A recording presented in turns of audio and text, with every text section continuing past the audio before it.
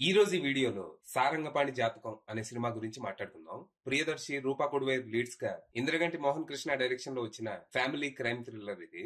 ఈ cinema story ఏంటి, దీని మీద నా ఒపీనియన్ ఏంటనేది ఇప్పుడు తెలుసుకుందాం పదండి. ముందుగా ఈ సినిమా స్టోరీ ఏంటంటే, ఈ సినిమాలో మన హీరో సారంగపాణి ఓ కార్ కంపెనీలో సేల్స్ మ్యాన్ గా పనిచేస్తూ ఉంటాడు.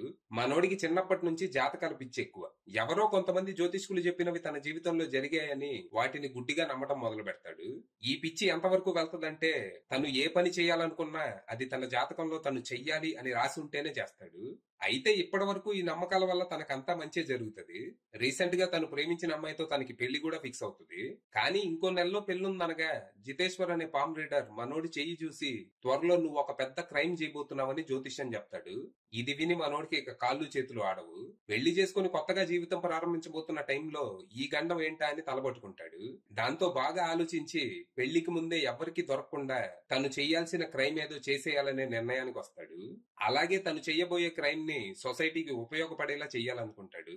ఇందుకు తన బెస్ట్ ఫ్రెండ్ అయిన చందు సహాయం కోరతాడు. కానీ ఈ గండం గట్టెక్కడానికి తను చేసే ప్రయత్నాలతో మనోడికి అసలు జీవితమే లేకుండా పోయే పరిస్థితి వస్తుంది.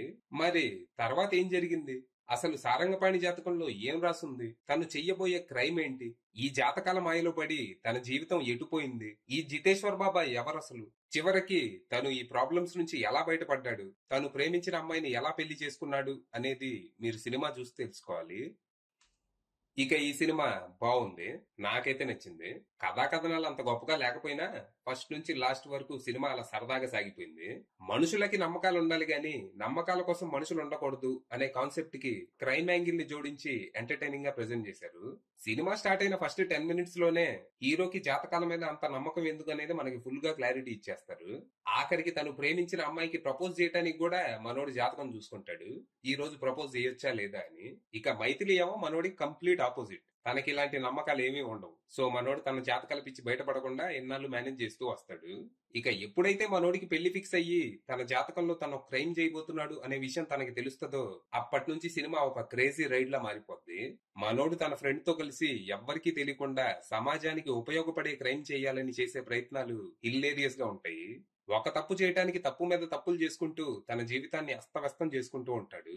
ఇంటర్వెల్ టైం కి వీడికి పిచ్చి లేసిందనేలా చేస్తాడు. ఇంటర్వెల్ ఎపిసోడ్ క్రేజీగా ఉంటది.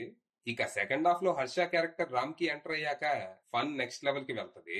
అక్కడక్కడ కొన్ని ల్యాక్ సీన్స్ ఉన్నా సినిమా మోస్ట్లీ ఎంటర్టైనింగ్ గానే సాగుతుంది. అలాగే ఇక్కడ ఒక 2-3 మంచి ట్విస్ట్లు కూడా రివీల్ అవుతాయి. ఇక క్లైమాక్స్ హిలేరియస్ గా ఉండటంతో పాటు అండర్లయింగ్ గా ఒక మంచి మెసేజ్ కూడా ఉంటది. ఈ సినిమాకి ప్రధాన బలం సారంగపాణిగా ప్రియదర్శి పర్ఫార్మెన్స్.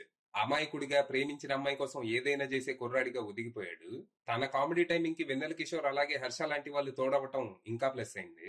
ఇక హీరోయిన్ గా రూపా కొడువేరు కూడా చాలా బాగా చేసింది. ఇక cinematography and production values decent ఉండగా వివేక్ సాగర్ అందించిన పాటలు, బ్యాక్గ్రౌండ్ స్కోర్ సినిమా మూడుకి తగ్గట్టు చాలా బాగున్నాయి. ఇక డైరెక్టర్ ఇంద్రగంటి మోహన్ కృష్ణ గారి విషయానికి వస్తే ఆయన పనితనం బాగుంది. స్క్రీన్ ప్లే అంత బలంగా లేకపోయినా మోస్ట్లీ హ్యూమర్ తో మేనేజ్ చేశారు. కాకపోతే కామెడీతో పాటు క్రైమ్ యాంగిల్ మీద కూడా ఇంకొంచెం ఫోకస్ చేసి కొంచెం గ్రిప్పింగ్ స్క్రీన్ ప్లే రాసుకుని ఉంటే ఇంకా బాగుండేది. ఫైనల్ గా చెప్పేది ఏంటంటే, పెద్దగా ఎక్స్పెక్టేషన్స్ ఏమి పెట్టుకోకుండా వెళ్తే ఓ 2 గంటలు సరదాగా నవ్వుకొని రావచ్చు. అది విషయం.